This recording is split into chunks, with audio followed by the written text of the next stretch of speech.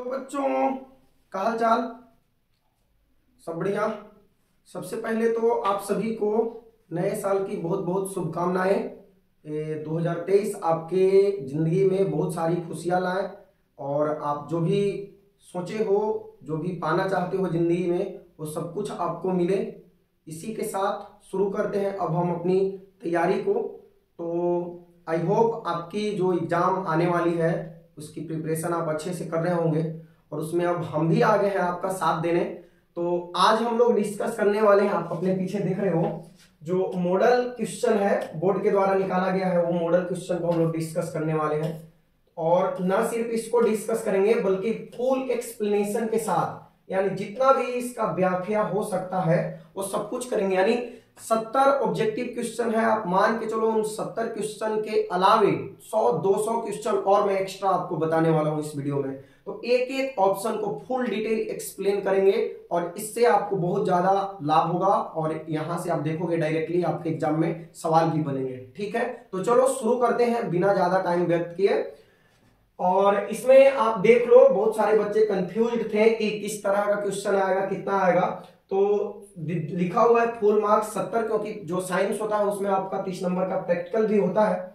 और यहाँ पे जो है टोटल ऑब्जेक्टिव क्वेश्चन यानी कि बहुवैकल्पिक जो क्वेश्चन है 15 मिनट अलग से क्वेश्चन पढ़ने के लिए दिया जाएगा। और इसमें 70 वस्तुनिष्ठ प्रश्न है, ठीक है, जिनमें से 35 का ही उत्तर देना है। यानी अब आप कंफर्म हो जाओ कि दुगने सवाल मिलने वाले हैं आपको, ठीक है।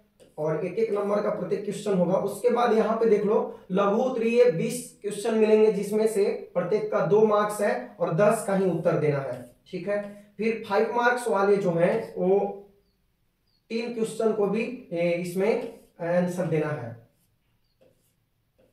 तो चलो यहां से शुरू करते हैं। यहां से हमारा शुरू होता है ऑब्जेक्टिव क्वेश्चन।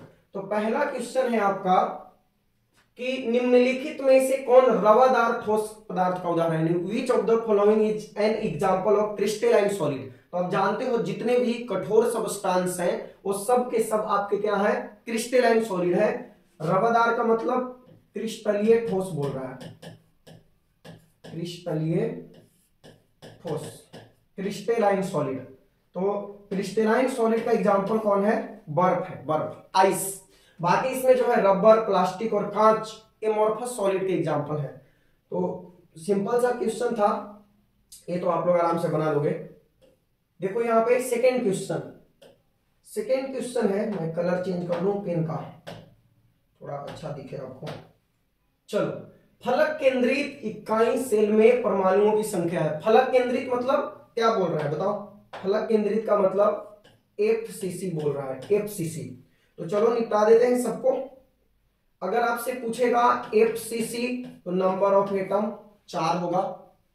बीसीसी पूछेगा तो नंबर ऑफ एटम कितना होगा, 2 होगा।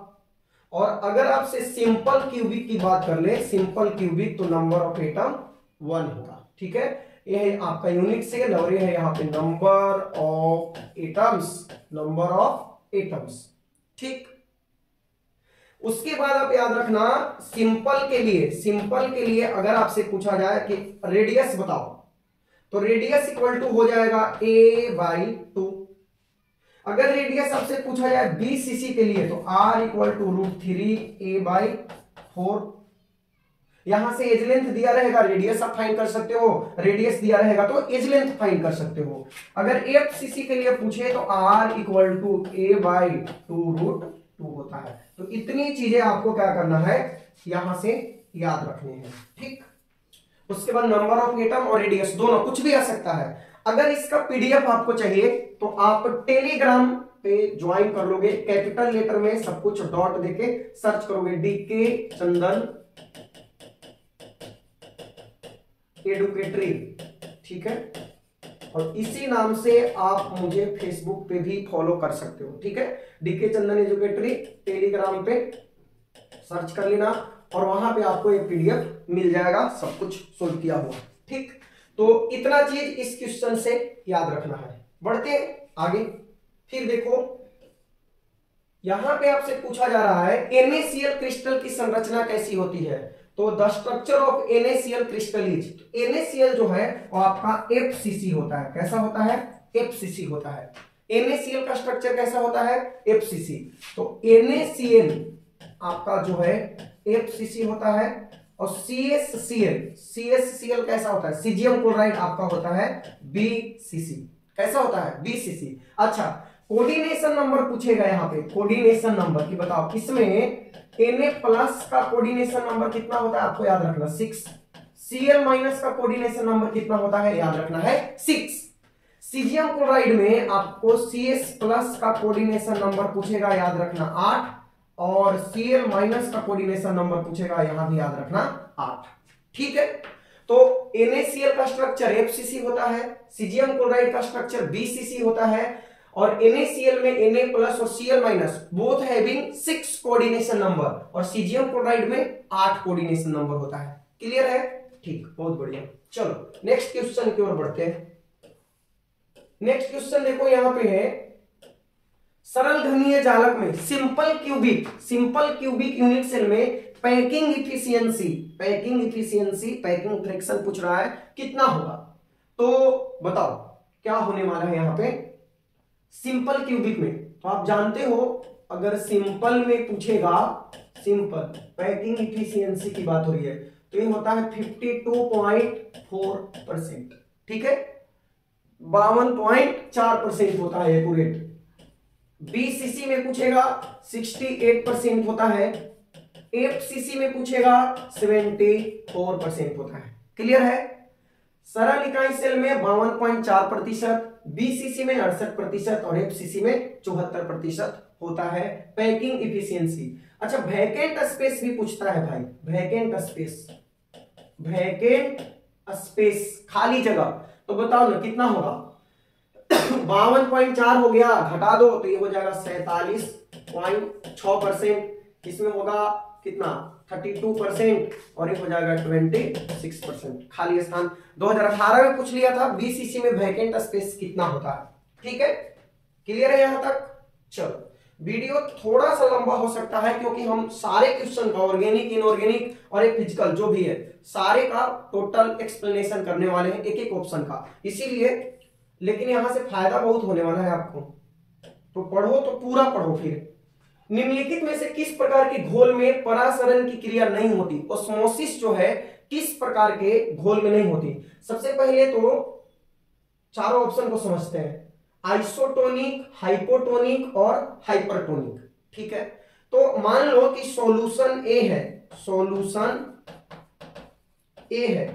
एक विलयन है ए, और दूसरा विलयन है, क्या है, दूसरा विलयन है भाई बी, और बोथ है सेम ऑस्मोटिक प्रेशर, दोनों का परासरण दाब समान है, दोनों का परासरण दाब समान है, तो इनको हम लोग बोलेंगे आइसोटोनिक। क्या बोलेंगे इनको? Isotonic solution. तो आइसोटोनिक सॉल्यूशन का मतलब हुआ कि समपरासरी विलयन, यानी वैसे दो सॉल्यूशन जिनका ऑस्मोटिक प्रेशर आपस में इक्वल हो। और यहां पे देखो सॉल्यूशन ए और सॉल्यूशन बी, ठीक है, सॉल्यूशन ए और सॉल्यूशन बी, इसका ऑस्मोटिक प्रेशर है π1 और इसका ऑस्मोटिक प्रेशर है π2, और मान लो कि π2 जो है वो π1 से ज्यादा है, तो इस वाले को हम लोग बोलेंगे हाइपोटोनिक। क्या बोलेंगे? हाइपोटोनिक। और इसको बोलेंगे हाइपरटोनिक। क्लियर है? हाइपोटोनिक और हाइपरटोनिक। देखो दो सॉल्यूशन है ए और बी, और दोनों का ऑस्मोटिक प्रेशर, दोनों का परासरण दाब इक्वल है, बराबर है, तो इसको हम बोलेंगे आइसोटोनिक सॉल्यूशन। और दो सॉल्यूशन में एक का ऑस्मोटिक प्रेशर ज्यादा है और दूसरे का कम है, तो जिसका ज्यादा है उसको हाइपरटोनिक और जिसका कम है उसको हाइपोटोनिक बोलेंगे। आप बोलेगा निम्नलिखित में से किस प्रकार के घोल में परासरण की क्रिया नहीं होगी? तो जब दोनों इक्वल हो जाएगा, दोनों का कंसंट्रेशन इक्वल हो जाएगा, दोनों का प्रेशर इक्वल हो जाएगा, तो फिर वहां पे कहां से आपका ऑस्मोसिस की प्रक्रिया होगी, यानी आपका आंसर होगा आइसोटोनिक सॉल्यूशन। ठीक है, तो कौन सा होगा, आइसोटोनिक सॉल्यूशन में ऑस्मोसिस की घटना नहीं होगी। याद रखना, इसको भी यहां से भी क्वेश्चन पूछा जा सकता है। चलो नेक्स्ट क्वेश्चन में आ जाओ। किसी तनु विलयन के वाष्प दाब का अपेक्षिक अवनमन विलयन में उपस्थित अवाष्पशील के मोल फ्रैक्शन के बराबर होता है, इस कथन को क्या कहते हैं। देखो, the relative lowering of vapour pressure RLVP containing non volatile solute, पहले तो ये क्या है भाई, RLVP नॉन वोलाटाइल सॉल्यूट है, यानी इसमें शुगर ऐड कर दिए हैं, ग्लूकोज ऐड कर दिए हैं, जिसका वेपोराइजेशन नहीं होता, यानी सॉलिड है। Directly proportional to the mole fraction of solute, solute के मोल फ्रैक्शन के डायरेक्टली प्रोपोर्शनल है। This statement is known as, इस स्टेटमेंट को क्या बोलते हैं। तो देखो, हेनरी ला हमारा कहता है कि ये गैस के लिए है, किसके लिए, हेनरी ला किसके लिए है, गैस के लिए। तो गैस के लिए हेनरी ला कहता है कि इसका जो भाई प्रेशर होगा ना, प्रेशर वो डायरेक्टली प्रोपोर्शनल होगा गैस का जो मोल फ्रैक्शन है उसके। तो यहां पे आता है एक हेनरी कांस्टेंट, प्रोपोर्शनलिटी हटेगा तो, और साथ में आता है यहां पे सॉल्यूट का मोल फ्रैक्शन। ए हम सॉल्यूट को मानते हैं और बी सॉल्वेंट को, आप बी सॉल्वेंट को मान सकते हो, ए सॉल्यूट को, लेकिन ये किसका है, सॉल्यूट का है, सॉल्यूट का है, सॉल्यूट का विलय, विलय जिसे हम बोलते हैं, विलय बोलते हैं। तो पार्शियल प्रेशर, गैस का जो पार्शियल प्रेशर होगा वो सॉल्यूट के मोल फ्रैक्शन के डायरेक्टली प्रोपोर्शनल होता है, यानी गैस के मोल फ्रैक्शन के डायरेक्टली प्रोपोर्शनल होता है। जैसे यहां पे आप इसको क्लियर करके गैस भी लिख सकते हो, जो आपका है जौन सा गैस है उसी गैस का ये मोल फ्रैक्शन होगा। ठीक है, ड्यूलॉन्ग पेटिट नियम जो है 11th क्लास में पढ़ना था, और ये बताता है कि एटॉमिक मास, एटॉमिक मास यानी परमाणु भार इनटू हीट कैपेसिटी, या स्पेसिफिक हीट, यहां पे ज्यादा बेटर होगा, स्पेसिफिक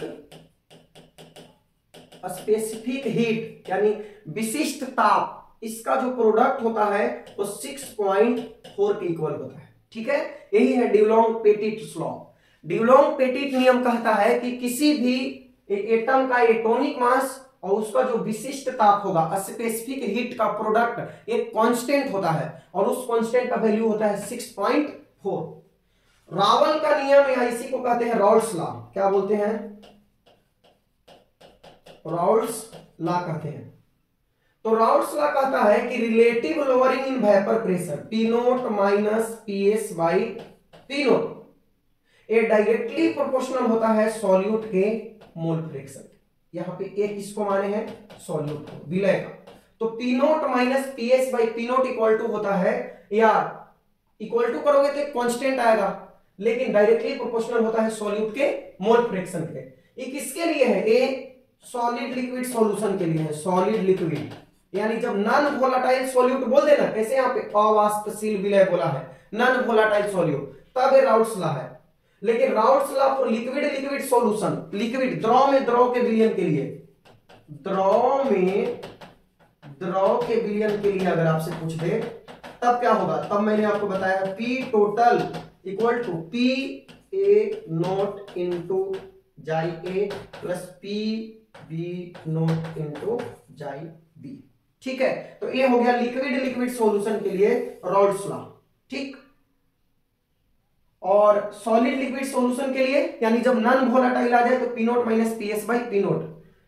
लास्ट सातेलिए का सिद्धांत जो है, ली चैटेलियर प्रिंसिपल इसको बोलते हैं, ली चैटेलियर प्रिंसिपल ही कहता है कि अगर प्रक्रिया इग्जोथर्मिक है, इग्जोथर्मिक उष्माक्षेपी, तो टेम्परेचर बढ़ाओगे देन सोलुबिलिटी, कई जगह पे जो है इस तरह का ली चैटेलियर प्रिंसिपल जो है डिस्कस दे, सोलुबिलिटी क्या होगा, टेम्परेचर बढ़ाओगे तो सोलुबिलिटी या जो इसका एक्टिविटी है वो डिक्रीज करेगा। ठीक है, डिक्रीज करेगा। लेकिन अगर इंडोथर्मिक है, इंडोथर्मिक है, उष्मा शोषी, तो टेम्परेचर बढ़ाओगे देन सोलुबिलिटी भी बढ़ेगी, ठीक है, विलेयता भी बढ़ेगी। तो ऊष्माक्षेपी प्रक्रिया के लिए ताप बढ़ाओगे तो विलेयता घटेगा, और ऊष्माशोषी प्रक्रिया के लिए ताप बढ़ाओगे तो विलेयता भी बढ़ेगा। यही है ला सापेलिय का सिद्धांत। मैंने चारों ऑप्शन डिस्कस कर दिया, देख लो यहाँ पे। तो कौन सा नियम होगा, ऑप्शन कौन सही होगा, ऑप्शन आपका सही होगा यहाँ पे सी, राउल्ट्स लॉ कहते हैं कि जब तनु विलयन के वाष्प दाब का अपेक्षिक अनुमान मोल फ्रैक्शन ऑफ सॉल्यूट के इक्वल होता है या डायरेक्टली प्रोपोर्शनल होता है। कौन सा नियम है, राउल्ट्स लॉ है। बाकी हेनरी नियम क्या कहता है, गैस के लिए है कि गैस का जो पार्शियल प्रेशर है वो उसके मोल फ्रैक्शन के डायरेक्टली प्रोपोर्शनल होता है। डुलॉन्ग-पेटिट्स लॉ कहता है atomic mass into specific heat equal to 6.4 होता है। और ली चैटेलियर प्रिंसिपल कहता है कि एक्सोथर्मिक ऊष्माक्षेपी प्रक्रिया है, टेम्परेचर बढ़ाओगे प्रक्रिया घट जाएगा, यानी जो भी प्रक्रिया हो रहा है उसका रेट घटेगा। एंडोथर्मिक है, टेम्परेचर बढ़ाओगे तो बढ़ेगा। क्लियर है, चलो बहुत बढ़िया।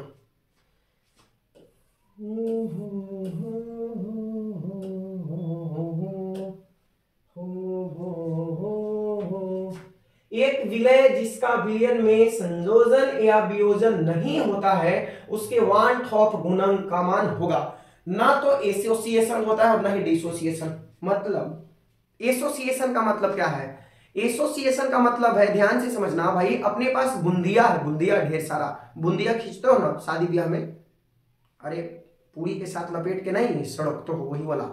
तो बूंदिया को हमने ढेर सारे बूंदिया को एक साथ ही जोड़ के लड्डू बना दिया, ठीक है। बहुत सारे छोटे छोटे बूंदिया थे और उनको हमने क्या किया, एक बांध के बड़ा सा लड्डू बना दिया। इसको बोलते हैं एसोसिएशन। क्या बोलते हैं, संयोजन बोलते हैं, संयोजन, ठीक है। और एक लड्डू था, उसको तोड़ के सारे बूंदिया को अलग कर दिए छोटे छोटे टुकड़ों में ढेर सारे, तो उसको बोलते हैं वियोजन, डिसोसिएशन, ठीक है। तो ये एक हो गया कि ना तो एसोसिएट होता है और ना ही डिसोसिएट होता है, ना टूटता है ना जुटता है। तो बताओ उसका वांट ऑफ फैक्टर क्या होगा, उसका वांट ऑफ फैक्टर हमेशा 1 होगा, ठीक है, 1 होगा।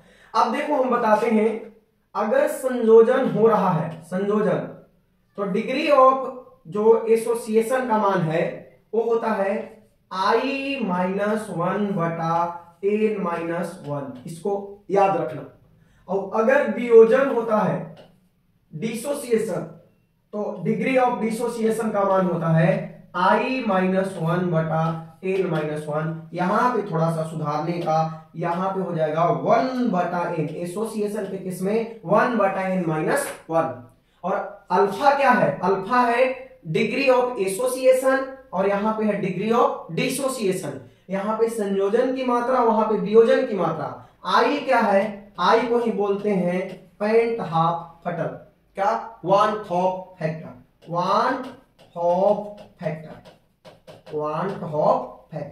ठीक है, one hop factor.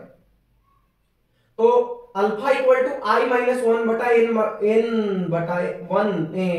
N-1 association के केस में, और अल्फा इक्वल टू I-1 बटा N-1 डिसोसिएशन के केस में, याद रखना। मेरे ख्वाबों में जो आए, द्रवित NaCl है भाई, मोल्टेन NaCl,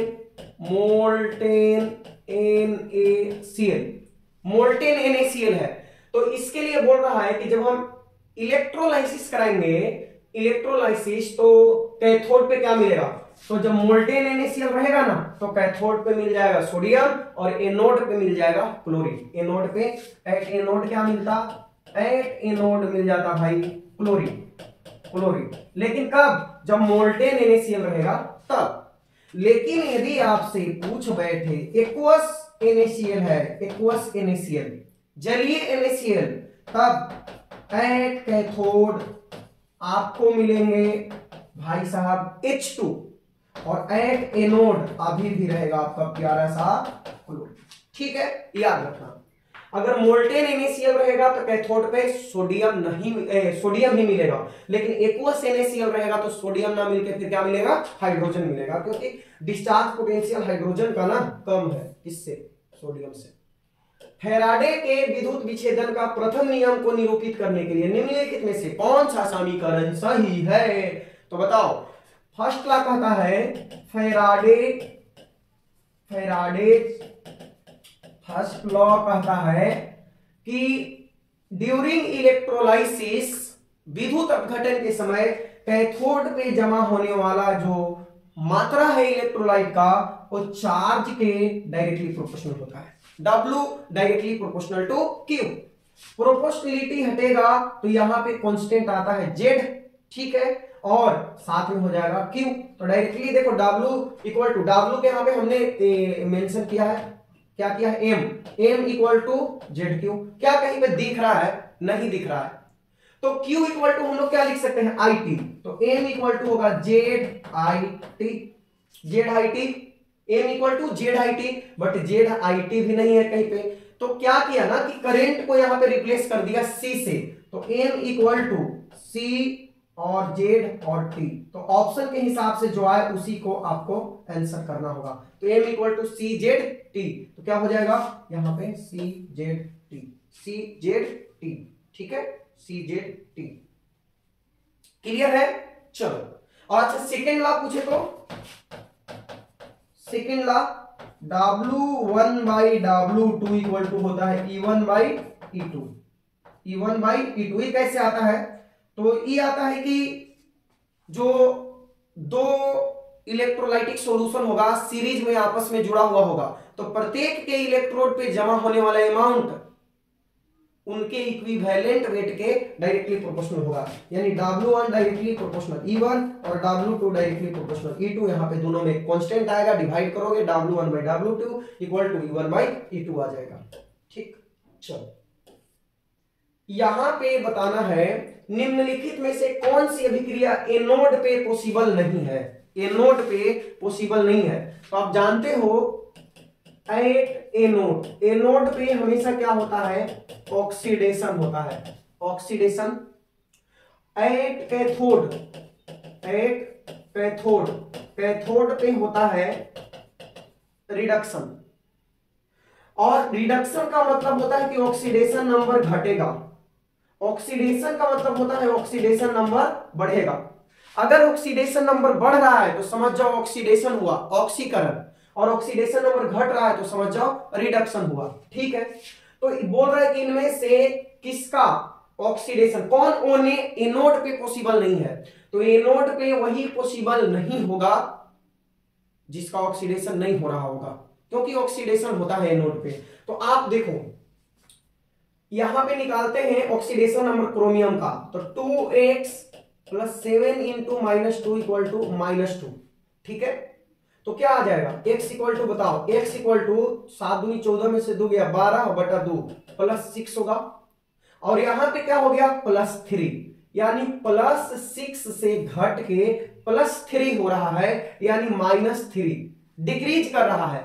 डिक्रीज कर रहा है तो बोले ना ऑक्सीडेशन नंबर डिक्रीज किया मतलब क्या हुआ, रिडक्शन हुआ। तो ए वाला एनोड पे कभी नहीं होगा। दूसरा देखो यहां पे 0 है, F2 का 0 एलिमेंटल स्टेट में है, 0 है, यहां पे क्या हो गया -1 हो गया, घट रहा है ऑक्सीडेशन नंबर, तो रिडक्शन होगा, ये कैथोड पे होगा। फिर यहां पे देखो आप ऑक्सीजन का क्या है 0 है, लेकिन यहां पे ऑक्सीजन का निकालोगे तो क्या हो जाएगा -2 हो जाएगा, 2 गुने हाइड्रोजन का 1 उधर जाएगा तो -2, तो -2 हो जाएगा, घट रहा है, यानी ये भी क्या हो गया रिडक्शन। तो इनमें से कोई भी आपका क्या होगा एनोड पे नहीं होगा, ऑल टू ऑल कहां पे होंगे, कैथोड पर होंगे, कैथोड पर, क्योंकि सबका रिडक्शन हो रहा है, सबका ऑक्सीडेशन नंबर घट रहा है। यही अगर -3 से +3 होता, +3 से +6 होता, 0 से +2 होता, 0 से +1 में बढ़ता, फिर हम बोलते कि ऑक्सीडेशन हो रहा है, और ऑक्सीडेशन हो रहा है इसका मतलब एनोड पे हो रहा होगा। ठीक, चलो पीडीएफ मैंने बता दिया है, टेलीग्राम चैनल को ज्वाइन कर लेना, वहां पे आपको मिल जाएगा। विशिष्ट चालकत्व किस वैद्युत अपघट्य के, केक नहीं भाई, मुंह में पानी लाओगे का,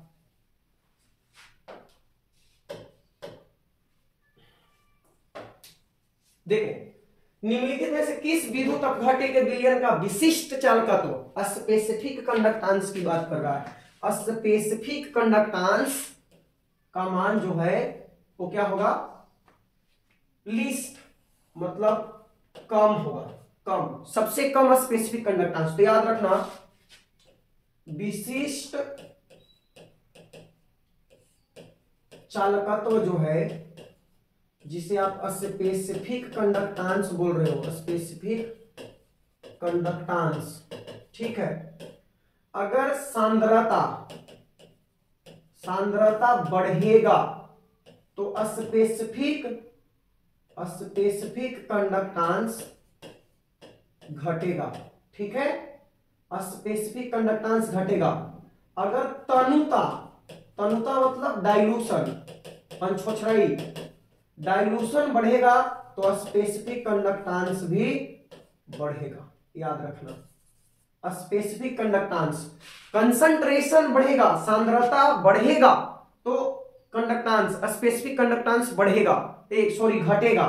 और डाइल्यूशन बढ़ेगा, तनुता माने और पानी मिलाओगे तो स्पेसिफिक कंडक्टेंस भी बढ़ जाएगा, क्योंकि आयनिक मोबिलिटी बढ़ जाता है, आयनिक मोबिलिटी बढ़ जाता है। तो यहां पे सबसे ज्यादा जिसका सांद्रता होगा, सांद्रता ज्यादा होगा, कंडक्टेंस कम होगा। तो जिसका सबसे ज्यादा सांद्रता होगा उसका कंडक्टेंस कम होगा। तो यही सबसे ज्यादा है, टू नॉर्मल, तो इसका कंडक्टेंस सबसे कम होगा।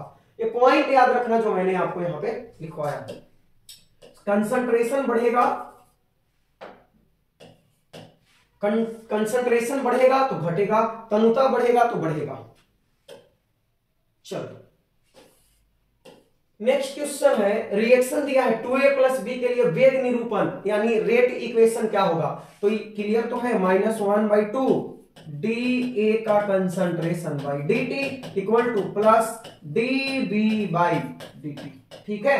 तो बताओ कौन है, क्या होगा, -1/2 dA/dt, ये वाला, यही तो ऑप्शन में दिया है, या फिर dB/dt प्लस में देता, बट dB/dt वहां पे माइनस में कर दिया, तो हमारे पास आंसर होगा सी, ठीक है, सी होगा। जैसे मैं यहां पे दूं आपको N2 गैस है प्लस 3H2 गैस है, और यहां पे प्रोडक्ट बना रहा है 2NH3 गैस, इसके लिए रेट इक्वेशन लिखो, तो क्या होगा।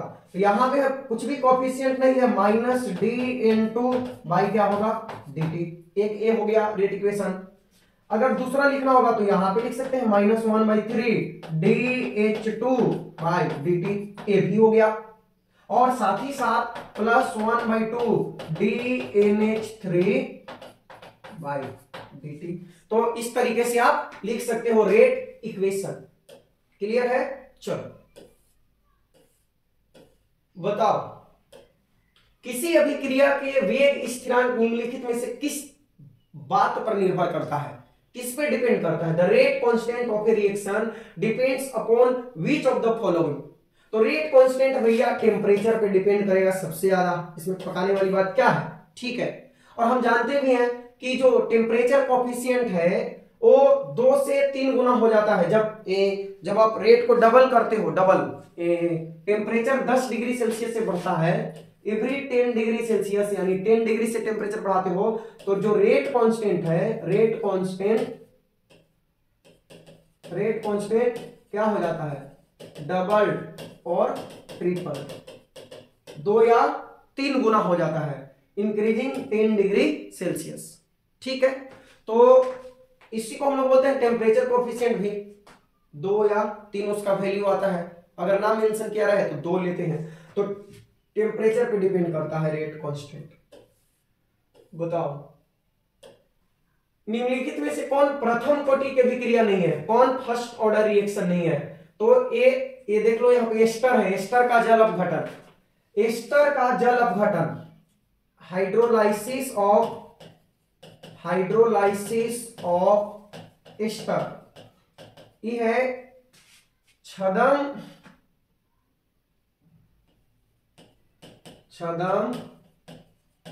प्रथम कोटि अभिक्रिया, स्यूडो फर्स्ट ऑर्डर रिएक्शन, ठीक है। ये आपका है फर्स्ट ऑर्डर रिएक्शन, ये भी आपका है फर्स्ट ऑर्डर रिएक्शन, ठीक है। अब आप डिसाइड कर लो, यहाँ पे NaOH है और यहाँ पे दो दो रिएक्टेंट है। यहाँ तो एक वाटर था, वाटर जो है एक्सेस अमाउंट में होता है, तो इसीलिए स्यूडो इसके कंसंट्रेशन में चेंज को हम लोग निग्लिजिबल मान लेते हैं। तो यहाँ पे फर्स्ट ऑर्डर रिएक्शन हो गया, क्योंकि इस पे रेट कांस्टेंट केवल डिपेंड करेगा। बट यहाँ पे आपका एस्टर है और NaOH है, दोनों रिएक्टेंट पे डिपेंड करेगा रेट कांस्टेंट, तो ये आपका फर्स्ट ऑर्डर रिएक्शन नहीं होगा। ठीक है, पहला स्यूडो फर्स्ट ऑर्डर है, ये C जो है फर्स्ट ऑर्डर है और D भी क्या है, फर्स्ट ऑर्डर रिएक्शन है। ठीक है, अच्छा कुछ और एग्जांपल, जीरो ऑर्डर का कुछ एग्जांपल देते हैं। Zero order H2 plus Cl2 H new, किसका एग्जांपल है, ये आपका है जीरो ऑर्डर का। जीरो ऑर्डर का एक और एग्जांपल दूं तो जैसे एक अमोनिया है NH3 मोलिब्डेनम के सरफेस पे डिकम्पोज होकर N2 प्लस 3H2 बनाता है, तो ये भी आपका है जीरो ऑर्डर का। तो ये दोनों किसका एग्जांपल है, जीरो ऑर्डर का। ठीक है, अच्छा एक और एग्जांपल जैसे SO2Cl2 और ये डिकम्पोज होकर SO2 प्लस क्या बनाता है Cl2, ये भी आपका है फर्स्ट ऑर्डर का एग्जांपल है। ठीक है, सल्फ्यूराइल क्लोराइड बोलते हैं इसको, SO2Cl2 को SOCl2 रहता है तो उसको थायोनाइल क्लोराइड बोलते हैं, याद रखना। चलो नेक्स्ट H2, अभी तो बताया H2 प्लस Cl2 2HCl किस ऑर्डर का है, जीरो ऑर्डर का है। किस ऑर्डर का है, जीरो ऑर्डर का है। ठीक, अधिशोषण की प्रक्रिया भाई साहब, अधिशोषण द प्रोसेस ऑफ एडजॉर्प्शन कैसी प्रक्रिया है, पृष्ठीय घटना है, सरफेस फिनोमिना है। तो जो अधिशोषण होता है वो एक सरफेस फिनोमिना होता है। वही अगर अवशोषण पूछता, अवशोषण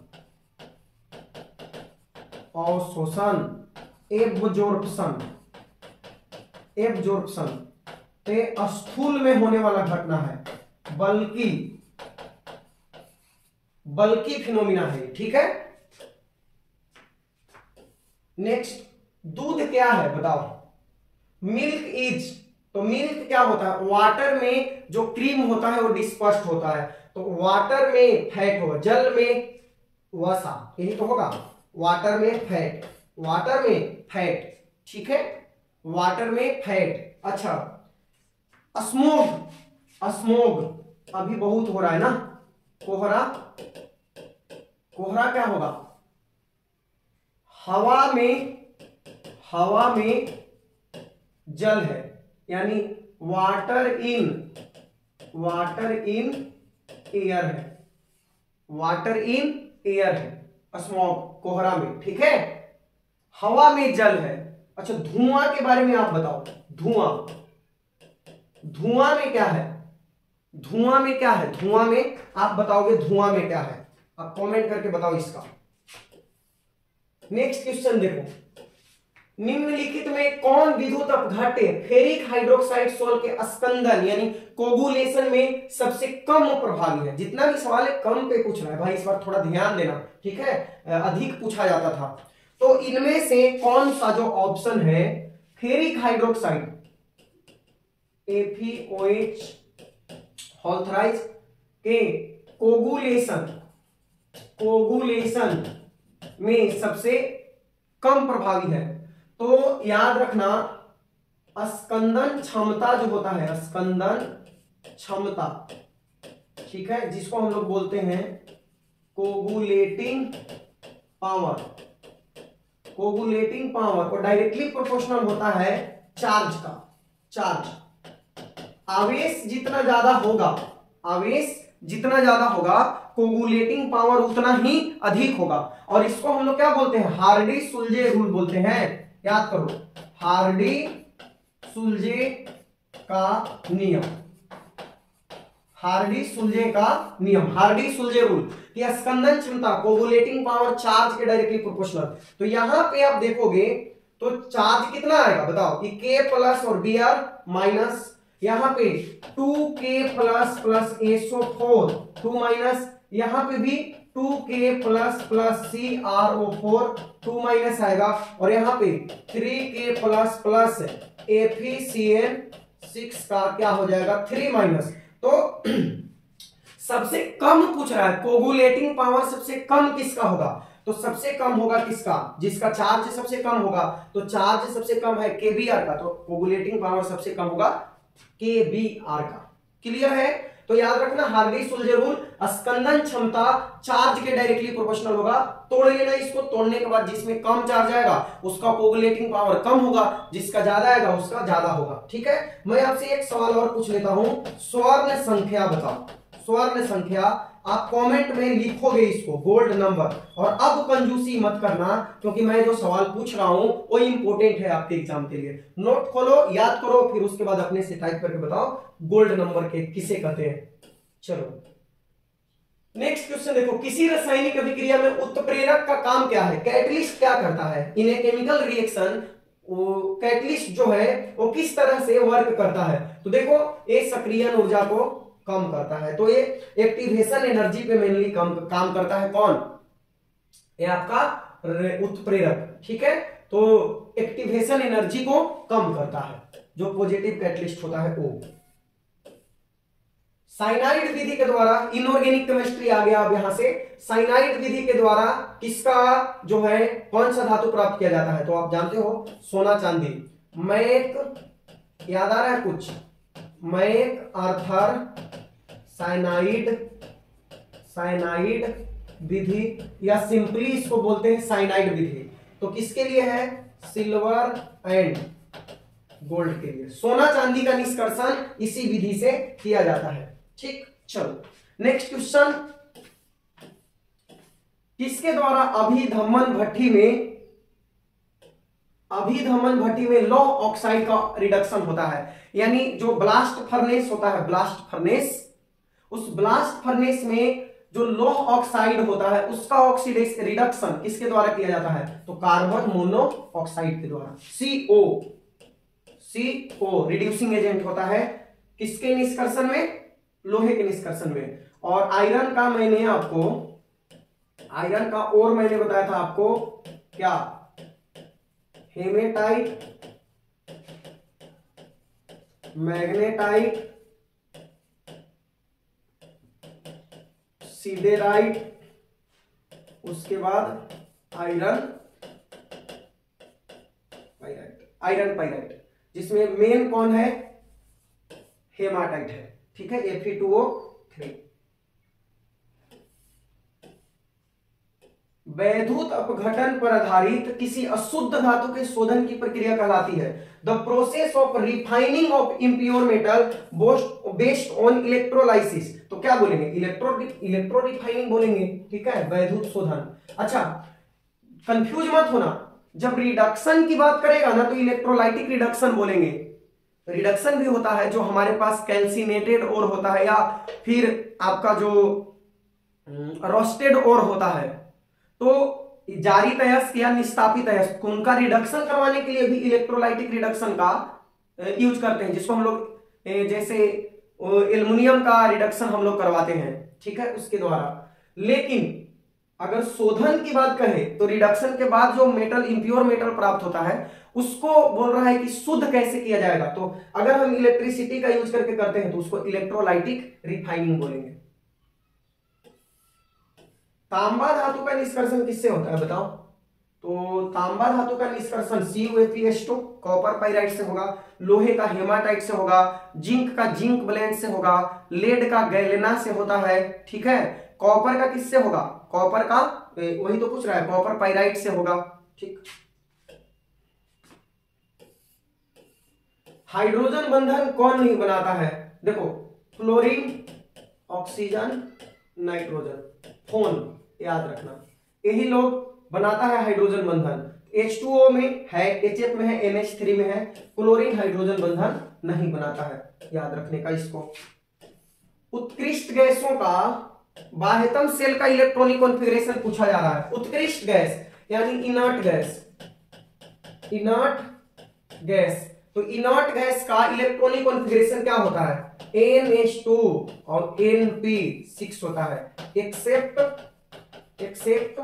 हीलियम को छोड़कर बाकी सबका क्या होता है? NH2 Np6 होता है, ग्रुप 18 का।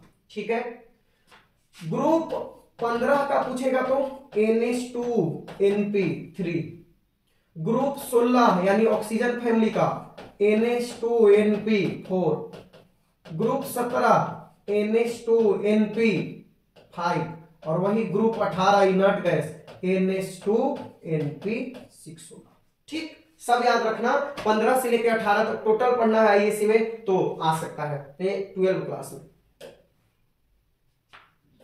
कौन सबसे प्रबल ऑक्सीकारक है? सबसे ज्यादा मोस्ट ऑक्सीडाइजिंग यानी स्ट्रॉन्गेस्ट ऑक्सीडाइजिंग एजेंट बोल सकते हो तो फ्लोरीन। ठीक है, देखो स्ट्रॉन्गेस्ट हिंदी में लिखूं, प्रबल ऑक्सीकारक कौन हो गया? फ्लोरीन। प्रबल विद्युत ऋणात्मक, प्रबल विद्युत ऋणात्मक भी कौन? फ्लोरीन। सबसे अधिक आयनन ऊर्जा कहे, आयनन ऊर्जा, आयोनाइजेशन एंथैल्पी, हीलियम। सबसे अधिक इलेक्ट्रॉन बंधुता कहे, इलेक्ट्रॉन बंधुता, इलेक्ट्रॉन एफिनिटी, तो याद रखना क्लोरीन। ठीक है, तो इतना चीज याद रखना।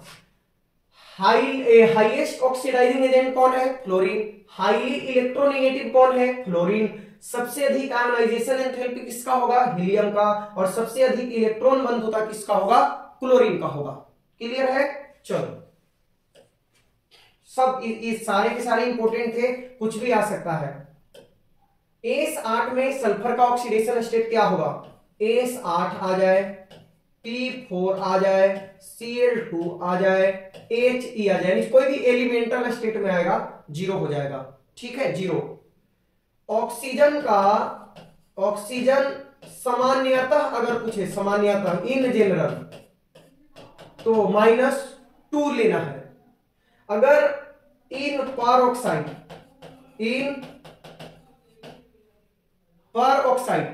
तो पर ऑक्साइड जैसे H2O2, Na2O2, इस सब में ऑक्सीजन का होगा -1।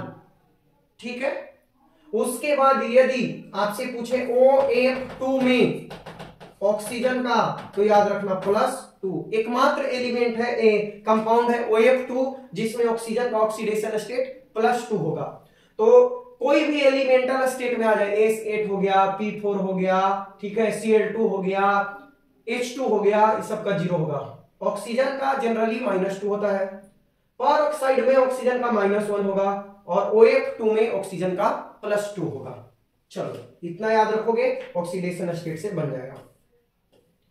संक्रमण तत्व पूछ रहा है, ट्रांजिशन एलिमेंट बताओ कि डी ट्रांजिशन संक्रमण तत्व मतलब डी ब्लॉक की बात हो रही है, डी ब्लॉक की। तो सोडियम और कैल्शियम तो एस ब्लॉक का है, मैग्नीशियम और एल्युमिनियम, तो मैग्नीशियम एस का है और एल्युमिनियम पी का है, सल्फर और फास्फोरस दोनों पी ब्लॉक का है, कॉपर और आयरन आपका जो है आपका ट्रांजिशन मेटल है, डी ब्लॉक का है। ठीक है, चलो नेक्स्ट क्वेश्चन में आते हैं। कौन सा जो आयन है प्रति चुंबकीय है? डाईमैग्नेटिक कह रहा है, डाईमैग्नेटिक बोल रहा है। डाईमैग्नेटिक का मतलब क्या? मतलब सारे इलेक्ट्रॉन पेयर्ड होने चाहिए, all electron should be paired. अगर पैरामैग्नेटिक पूछता, अनुचुंबकीय पैरामैग्नेटिक जिसे हम बोलते हैं पैरामैग्नेटिक, तो इलेक्ट्रॉन शुड बी अनपेयर्ड, तो सारे इलेक्ट्रॉन पेयर्ड होने चाहिए तो डाईमैग्नेटिक होगा, इलेक्ट्रॉन अनपेयर्ड आ गया तो पैरामैग्नेटिक। अब हमारे पास क्रोमियम है, तो देखो क्रोमियम 3+, आर्गन 4s2 और 3d। क्रोमियम का तो थोड़ा सा एक्सेप्शनल है ना, ये एक्सेप्शन है, तो 4s1 होता है और 3d 5 होता है, तो 18 1 19 और 5 24 हो गया। लेकिन हमें Cr3+ चाहिए, तो Cr3, ये तो क्रोमियम का हमने करा, Cr3+ का क्या होगा? 3 इलेक्ट्रॉन रिमूव करना पड़ेगा, तो एक यहां से और कितना, एक यहां से और 2 यहां से, तो 3d 3 बचेगा और d में 5 घर होता है, तो सारे इलेक्ट्रॉन हो जाएंगे इसके अनपेयर्ड। ये पैरामैग्नेटिक हो गया। अब स्कैंडियम का देख लो, स्कैंडियम 21 होता है, 21 स्कैंडियम का 21 होता है, तो आर्गन 4s2 3d 1। अब हमें चाहिए स्कैंडियम 3+ का, तो 3 इलेक्ट्रॉन रिमूव करना पड़ेगा, 2 यहां से हटाएंगे और एक यहां से, तो सिर्फ 1 बच जाएगा। आर्गन जो कि सारे के सारे क्या होंगे, फुल फील्ड, NH2np6, तो यही हमारा हो जाएगा डाई मैग्नेटिक। बाकी किसी में भी आपका पूरी तरह से पेयर्ड इलेक्ट्रॉन नहीं होंगे। वैनेडियम का निकालोगे 22 होता है, 2 इलेक्ट्रॉन निकालना, इस वाला निकल जाएगा और डी वाला रहेगा अनपेयर्ड। फिर टाइटेनियम का भी वही हाल है। तो स्कैंडियम 3+ जो है आपका डाई मैग्नेटिक है। ठीक है, कुछ और बताओ इसमें जो आप याद रखोगे। चलो नेक्स्ट क्वेश्चन में बता देंगे। वैनेडियम का इलेक्ट्रॉनिक कॉन्फ़िगरेशन क्या है, तो वैनेडियम 23 है, कितना है 23, स्कैंडियम टाइटेनियम वैनेडियम 23, तो 1s 2s 2p 3s 3p 4s 20 हो गया, और 3d 20 और 3 23 हो गया। देख लो 1s 2s 2p 3s 3p 4s 3d 3, यही तो है। ठीक है, O2 याद रख लेना, यही बताने वाले थे। O2 जो है आपका पैरामैग्नेटिक है, पैरामैग्नेटिक है। B2 क्या है आपका, पैरामैग्नेटिक है, अनुचुंबकीय। ठीक है, उसके बाद NaCl और H2O C6H6, ये सब जो है आपका डाई मैग्नेटिक है, डाई मैग्नेटिक। तो इनमें से भी क्वेश्चन पूछा जाता है आपके एग्जाम में, इसको भी ध्यान रखोगे। बाकी वैनेडियम का इलेक्ट्रॉनिक कॉन्फ़िगरेशन मैंने बता दिया। और सुनो, और किसका इलेक्ट्रॉनिक कॉन्फ़िगरेशन आप याद रखोगे, और आप याद रखोगे क्रोमियम 24 का और कॉपर 29 का। क्रोमियम 24 का याद रखना, आर्गन 4s1 और 3d 5, और कॉपर का याद रखना आर्गन 4s2 और 3d 10। ठीक है, 4s1 और 3d 10 यहां पे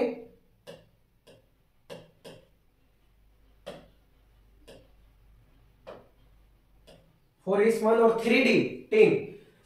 कौन इनमें से लैंथेनाइड नहीं है, तो लैंथेनाइड नहीं, लैंथेनाइड है, तो लैंथेनाइड में आपका कैडमियम लैंथेनाइड नहीं है, इंडियम लैंथेनाइड है, गैडोलिनियम जो है लैंथेनाइड है। ठीक है, लैंथेनाइड है। लैंथेनाइड याद करने का तुमको एक हम ट्रिक बताते हैं। लैंथेनाइड याद करते हैं, सीरियम होता है, प्रोमेथियम, ये कहां से शुरू किया हमने, 58 से, 58 से 71 तक जाएगा। प्रोमेथियम, नायोडीनियम, ये प्रिस्डोनियम होता है, पीआर जो है प्रोमेथियम नहीं है, प्रिस्डोनियम है, और यहां पे है प्रोमेथियम। उसके बाद समारियम, यूरोपियम, गैडोलिनियम, उसके बाद टर्बियम, डायोस्प्रेसियम कुछ होता है ये, उसके बाद होल्मियम, उसके बाद ईआर, इरिडियम नहीं है, इरिडियम तो आईआर से होता है, इर्वियम या कुछ नाम है इसका, देख लेना। इसके बाद थुलियम होता है,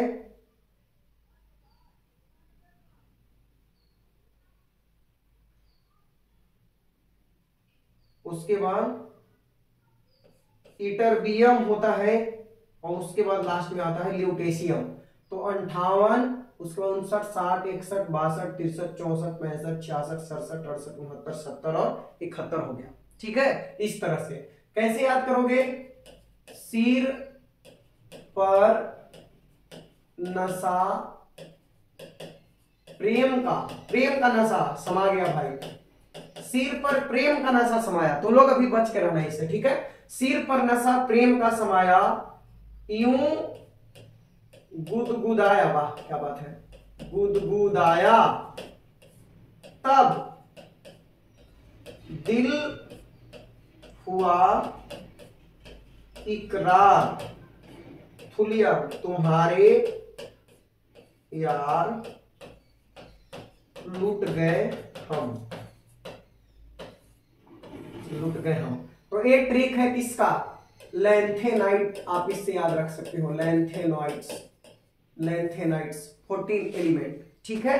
बाकी नाम आप देख लेना, एनसीईआरटी में दिया हुआ है या फिर गूगल पे सर्च कर लेना है। सीरियम, क्रिस्टोडोनियम, नायोडेनियम, उसके बाद प्रोमेथियम, समारियम, यूरोपियम, गैडोलिनियम, ठीक है, टर्बियम, डायस्पर्सियम, होलियम और इर्बियम, थुलियम और इटर्बियम, उसके बाद ल्यूटेशियम, ये सब है।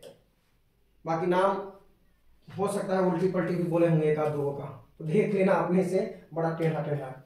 KMnO4 में मैंगनीज का ऑक्सीडेशन स्टेट क्या है, तो यहाँ पे निकालो ना, पोटेशियम का 1 प्लस मैंगनीज का x प्लस 4 इंटू ऑक्सीजन का -2 इक्वल टू 0, तो x इक्वल टू 8 में से 1 गया तो प्लस 7, कि भैया किसी भी कंपाउंड के द्वारा शो किया जाने वाला मैक्सिमम ऑक्सीडेशन स्टेट है। इससे ज्यादा ऑक्सीडेशन स्टेट और कोई भी एलिमेंट शो नहीं करता इन जनरल, तो सबसे ज्यादा इसी का होता है +7, याद रखना। नेक्स्ट, NiCO4 में प्रसंकरण क्या होगा, हाइब्रिडाइजेशन। तो देखो याद रखना, कोऑर्डिनेशन नंबर अगर 4 है और कोऑर्डिनेशन नंबर अगर 6 है, तो दो तरह के हाइब्रिडाइजेशन याद करना है आपको। यहां पे sp3 भी हो सकता है हाइब्रिडाइजेशन और dsp2 भी हो सकता है, और कोऑर्डिनेशन नंबर अगर 6 है तो यहाँ पे sp3d2 भी हो सकता है और d2sp3 भी हो सकता है। ये कोऑर्डिनेशन कंपाउंड के लिए है, ठीक है। तो अब तो यहाँ पे हमें ये पता चल गया कि कोऑर्डिनेशन नंबर 4 है, इसका 4 है तो या तो sp3d होगा, sp3 होगा या dsp2 होगा। तो अब इन दोनों में कैसे कंफर्म होंगे, ट्रिक बताया मैंने, तरीका तो जो है वैलेंस बॉन्ड थ्योरी का वही है हाइब्रिडाइजेशन निकालने का, वैलेंस बॉन्ड थ्योरी। लेकिन आप इस तरह के सवाल में अब उतना क्यों करने जाओगे, तो हमारे पास एक इजी मेथड होना चाहिए। तो कोऑर्डिनेशन नंबर 4 है तो या तो sp3 होगा या dsp2 होगा, और 6 है तो sp3d2 या d2sp3। अगर वीक लिगेंड है, वीक लिगेंड तो sp3 होगा, पेयरिंग नहीं होगा यहाँ पे, जैसे Cl minus, Br minus, OH minus, ये सब लिगेंड होगा तो क्या होगा, आपका हो जाएगा sp3। और स्ट्रॉन्ग लिगेंड होगा, स्ट्रॉन्ग लिगेंड आ गया, जैसे आपके पास NH3 CO हो गया, H2O हो गया, ये सब इस तरह के स्ट्रॉन्ग लिगेंड आ गए तो फिर dsp2 होगा। वही कहानी है यहाँ पे, वीक फील्ड लिगेंड हो गया तो ये होगा, और स्ट्रॉन्ग फील्ड लिगेंड हो गया तो ये होगा, ठीक है। तो यहाँ पे CO कैसा है बताओ, CO कैसा है, स्ट्रॉन्ग फील्ड लिगेंड है, तो स्ट्रॉन्ग फील्ड लिगेंड है तो इसका हाइब्रिडाइजेशन क्या होना चाहिए बताओ, sp3 कि dsp2, कैसा होना चाहिए।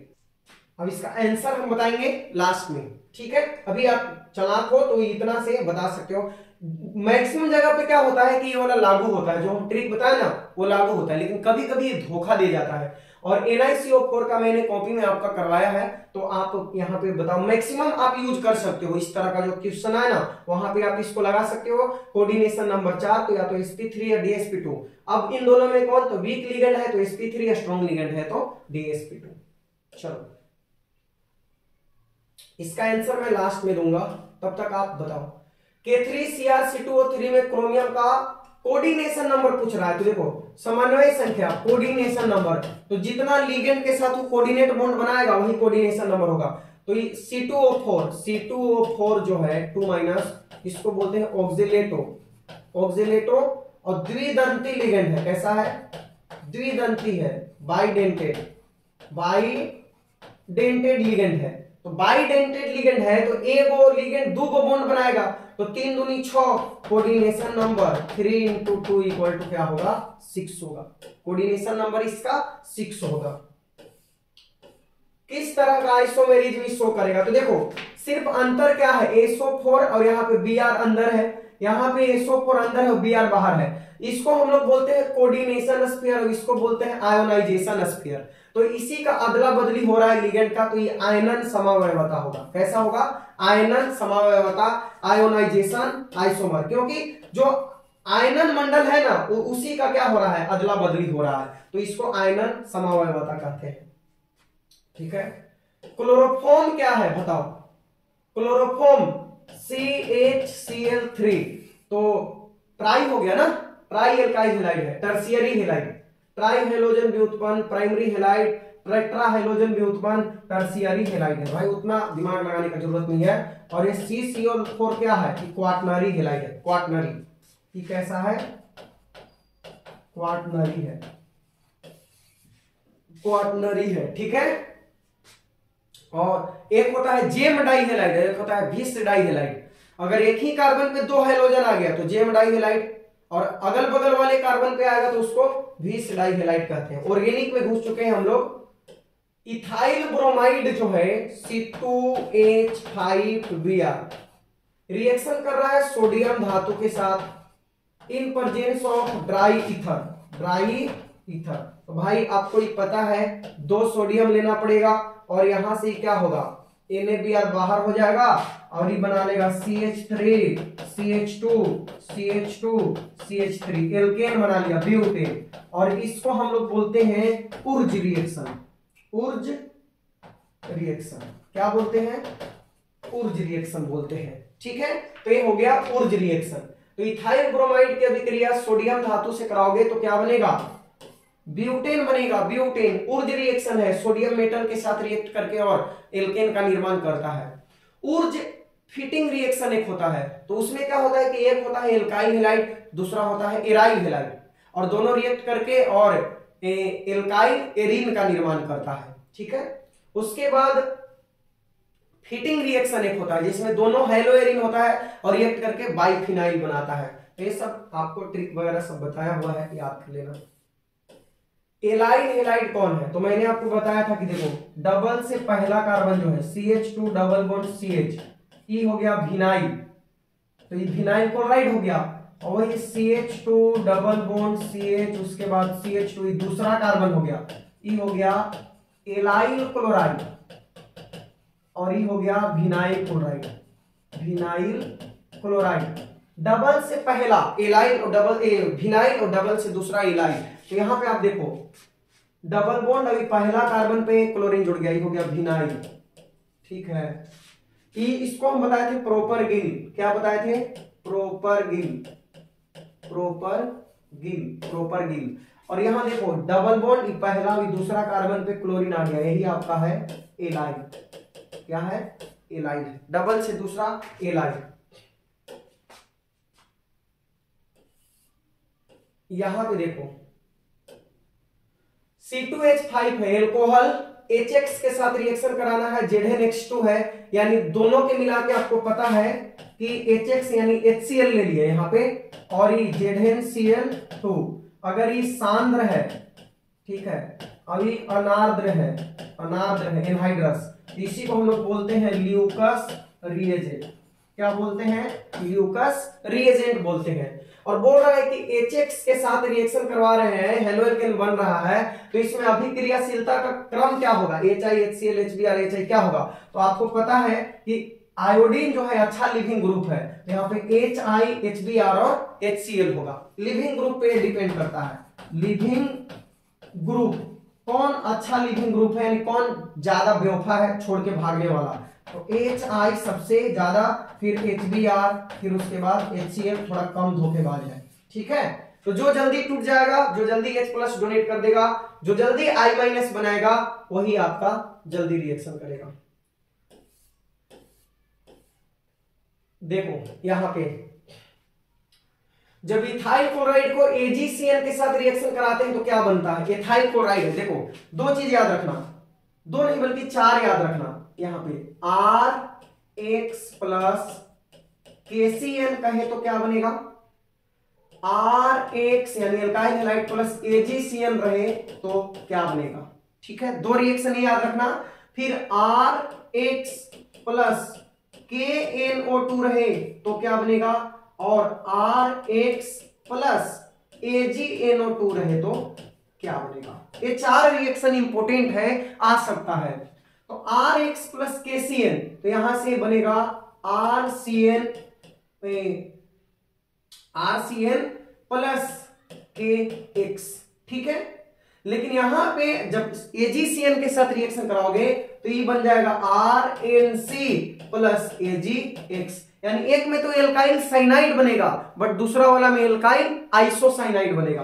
AgCl के साथ आइसोसाइनाइड और KCl के साथ साइनाइड। अब यहां पे देखो ए बनाएगा RONO, ठीक है।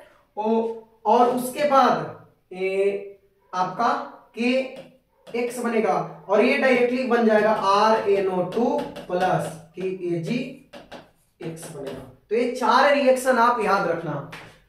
KCN के साथ साइनाइड बनेगा, AgCN के साथ आइसोसाइनाइड बनेगा, और KNO2 के साथ कराओगे RONO यानी ऑक्सीजन जाके इसके साथ जुड़ेगा, और अगर AgNO2 के साथ कराओगे तो डायरेक्ट नाइट्रोजन जाके जुड़ेगा, RNO2 बनाएगा। चारों रिएक्शन इंपॉर्टेंट है, याद रखना।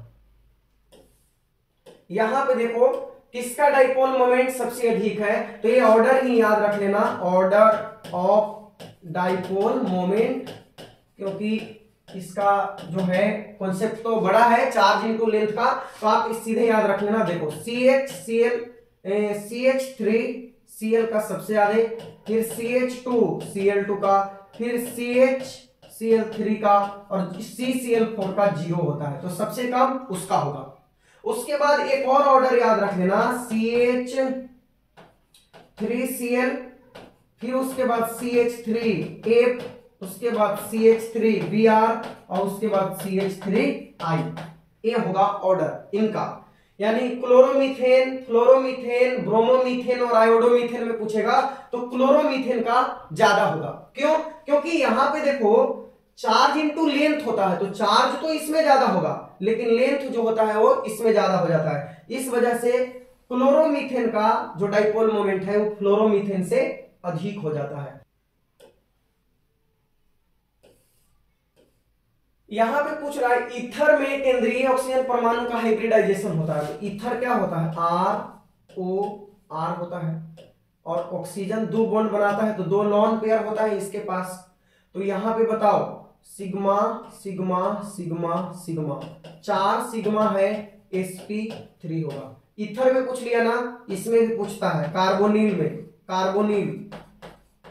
कार्बोनिल में कार्बन का हाइब्रिडाइजेशन पूछेगा। यहां पे देखो सिग्मा और एक पाई हो जाएगा, इस सिग्मा और इस सिग्मा, तो 3 सिग्मा यहां पे होगा sp2, ठीक है, sp2।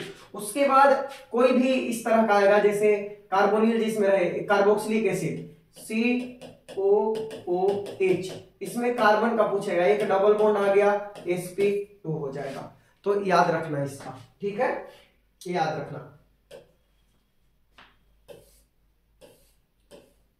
बताओ फॉर्मल्डिहाइड, फॉर्मल्डिहाइड क्या होगा भाई, फॉर्मल्डिहाइड होगा आपका HC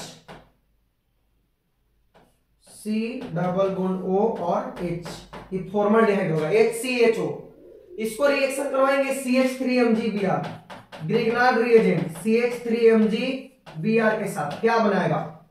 तो देखो एकदम आसान है, एक तो आप याद भी रख सकते हो इस रिएक्शन को, नहीं तो यहां से बना भी सकते हो। माइनस प्लस, ऑक्सीजन का इलेक्ट्रोनिगेटिविटी ज्यादा है, बॉन्ड टूटेगा माइनस और प्लस में, तो यहां पे ये होगा A प्लस और ये होगा माइनस, तो CH3 जाके कहां पे जुड़ेगा बताओ, CH3 जाके जुड़ेगा यहां पे, तो आपको मिल जाएगा CH3 उसके बाद CH2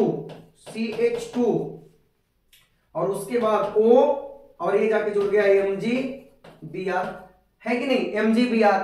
उसके बाद अब लास्ट में इसको क्या करो, H2O या H प्लस के साथ हाइड्रोलाइसिस करवाओ, तो ये बन जाएगा CH3CH2OH, H प्लस जाकर वहां जुड़ेगा, और प्लस MgOHBr, तो ये आ गया 1 degree alcohol, 1 degree alcohol, ethanol बन जाएगा।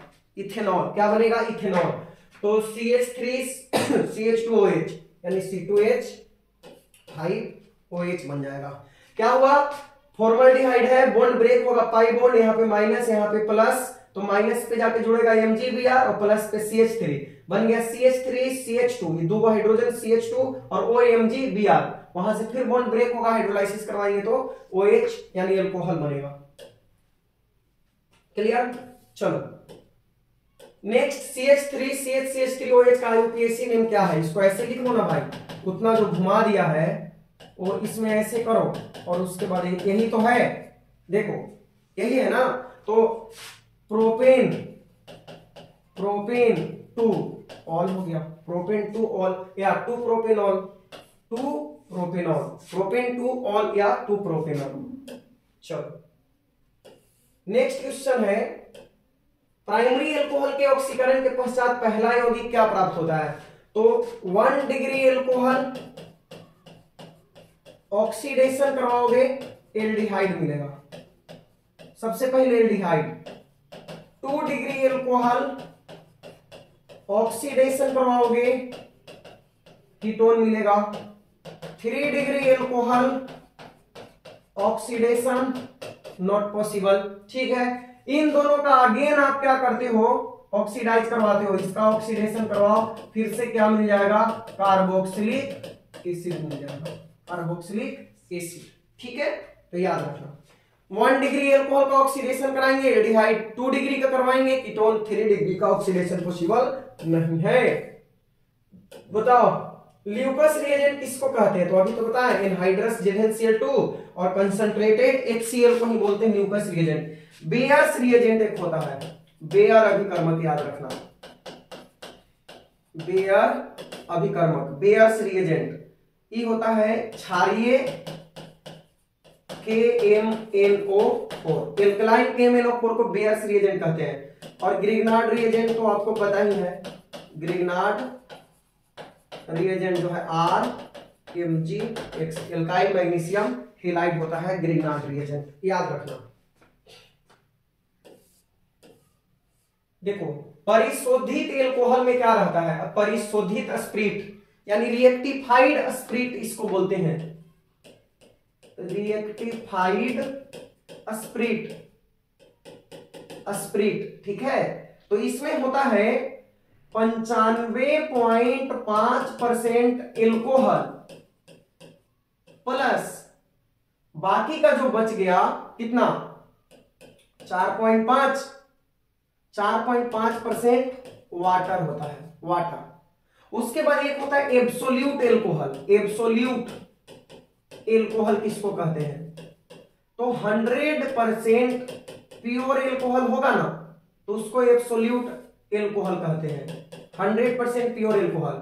एक होता है पावर एल्कोहल, ये भी याद रखना, पावर एल्कोहल। तो इसमें 20% एल्कोहल होता है प्लस 80% आपका पेट्रोल होता है, पेट्रोल। तो ये आपका बन जाता है पावर एल्कोहल। तो इतना चीज यहां से याद रखना, रिएक्टिफाइड स्प्रिट, एब्सोल्यूट एल्कोहल और power alcohol.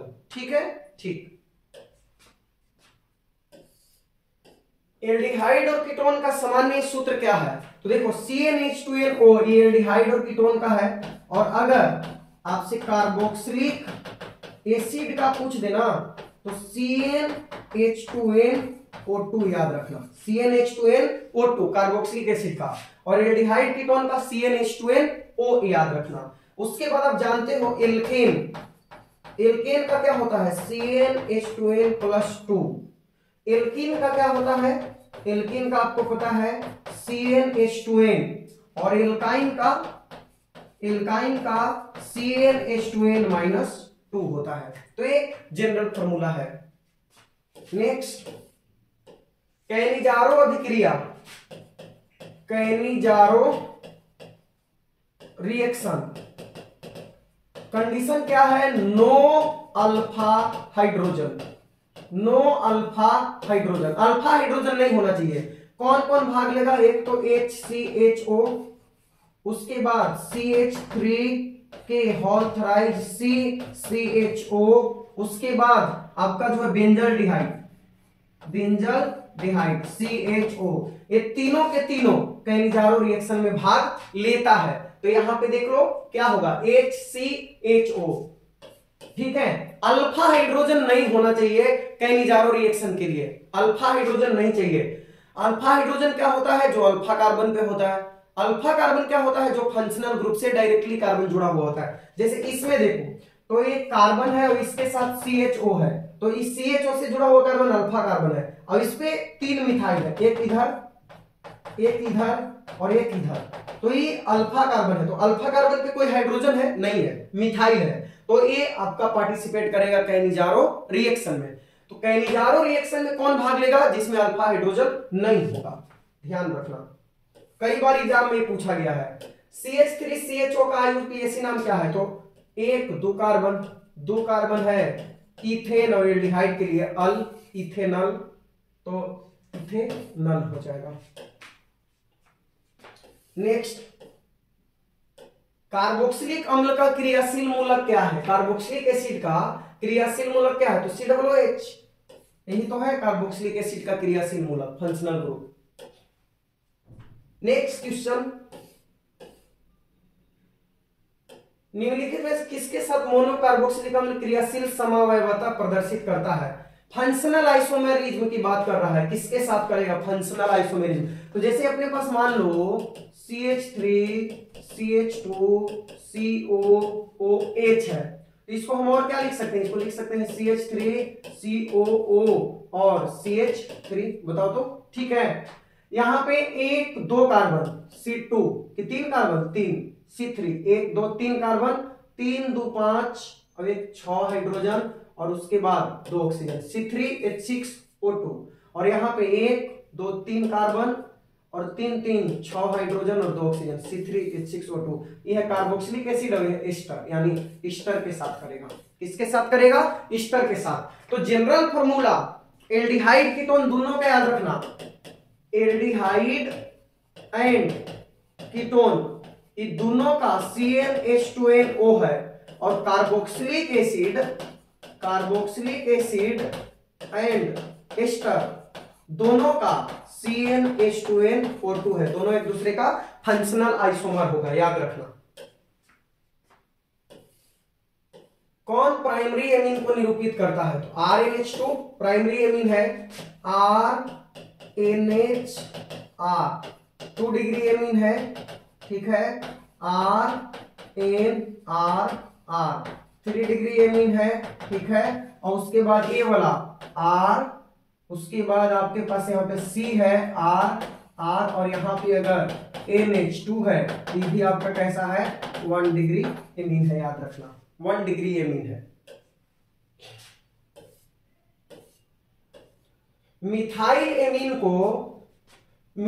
Amine CH3NH2 chloroform plus alcoholic KOH के साथ रिएक्शन कराओगे, रिएक्शन का नाम है कार्बाइल एमीन रिएक्शन, याद करो, कार्बाइल एमीन रिएक्शन।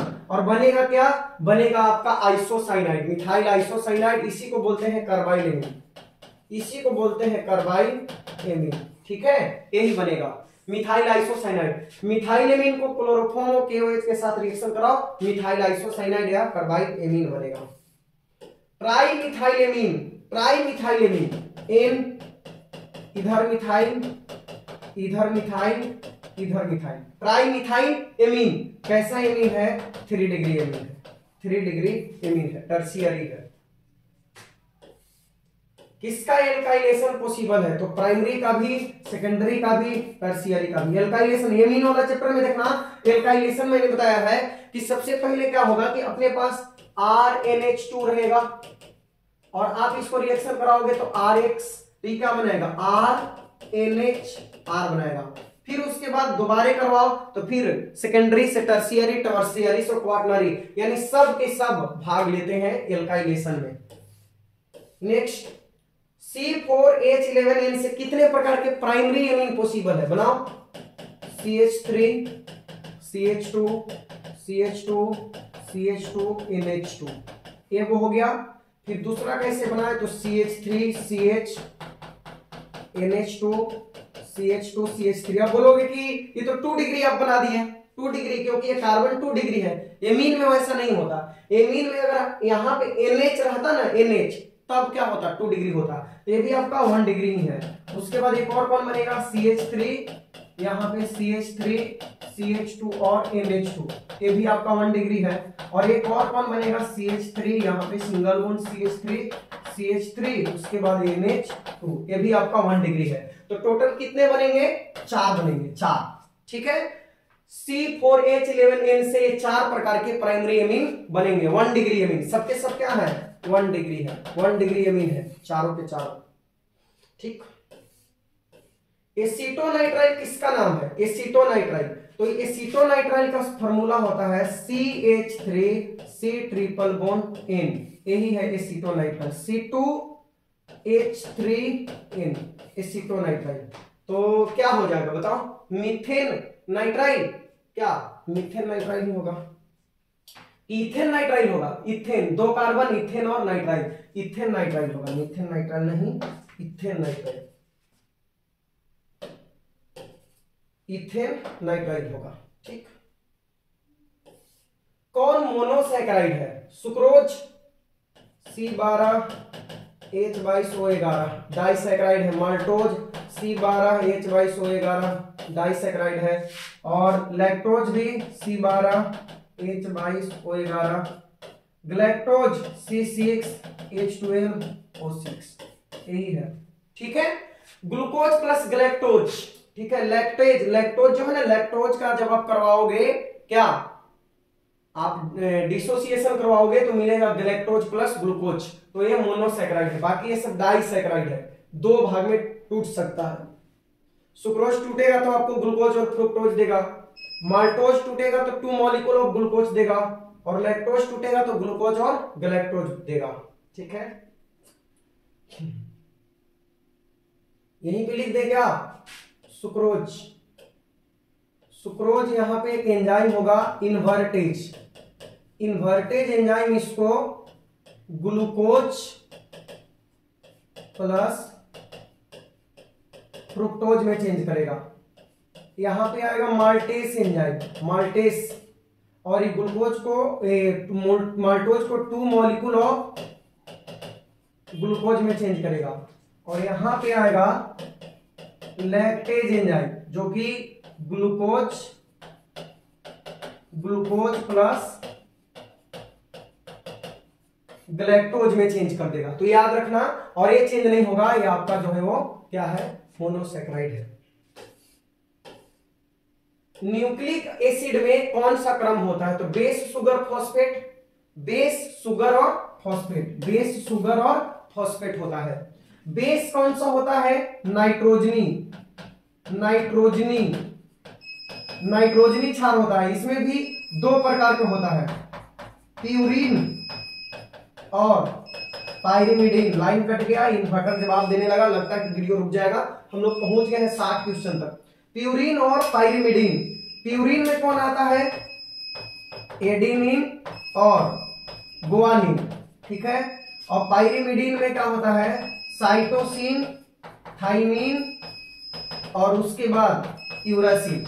ठीक है, शर्करा कैसा होता है, पेंटोज, पेंटोज शर्करा होता है, और ये होता है H3PO4 फास्फोरिक एसिड।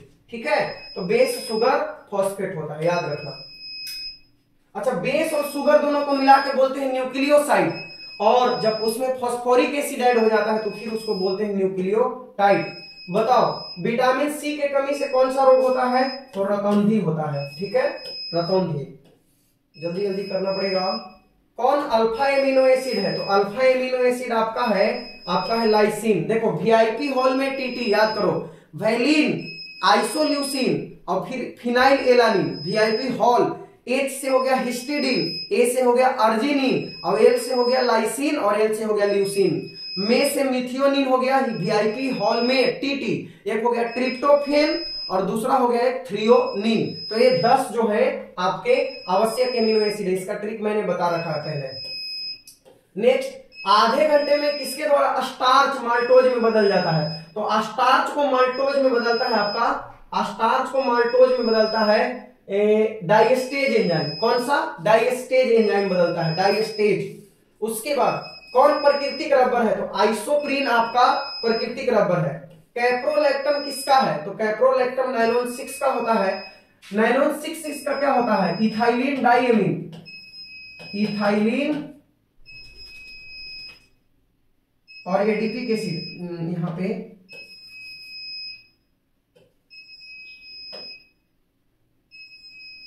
नाइलॉन 6 का क्या होता है, हेक्सामिथाइलिन डाइएमीन और उसके बाद एडीपिक एसिड, और उसके बाद टेरिलीन का क्या होता है, टर्पथैलिक एसिड और इथाइलिन ग्लाइकोल होता है, इथाइलिन ग्लाइकोल। जल्दी जल्दी नहीं करेंगे ना तो फिर कट जाएगा, बोर्ड ऑफ हो जाएगा। निम्नलिखित में डेक्रोन किसका उदाहरण है? तो डेक्रोन जो है एक प्रकार का पॉलिस्टर होता है, याद रखना, पॉलिस्टर। बीटा क्लोरामीन टी क्या है? तो क्लोरामीन टी एक प्रकार का एंटीसेप्टिक होता है, ध्यान रखना, क्लोरामीन टी क्या है? एंटीसेप्टिक है। पेनिसिलिन का किसने आविष्कार किया था? अलेक्जेंडर फ्लेमिंग ने किया था, ये सब याद रखने वाला है, अलेक्जेंडर फ्लेमिंग। उसके बाद फिनॉल का उपयोग डिसइंफेक्टेंट के रूप में किया जाता है, डिसइंफेक्टेंट। मॉर्फिन क्या है? एनाल्जेसिक है, एनाल्जेसिक दवा, नशा वाला दवा है दर्द का, एनाल्जेसिक। खत्म हो गया, इस 70 का 70 क्वेश्चन मैंने निपटा दिया, ठीक है। अभी क्या हो गया है कि लाइन कट गया, इसलिए लास्ट वाला कुछ क्वेश्चन एक्सप्लेन ना किए। मिलते हैं नेक्स्ट वीडियो में, तब तक के लिए thank you, thanks for watching. अगर वीडियो अच्छा लगा, हेल्पफुल लगा तो थोड़ा शेयर भी करना इसको, ठीक है। मिलते हैं नेक्स्ट वीडियो में।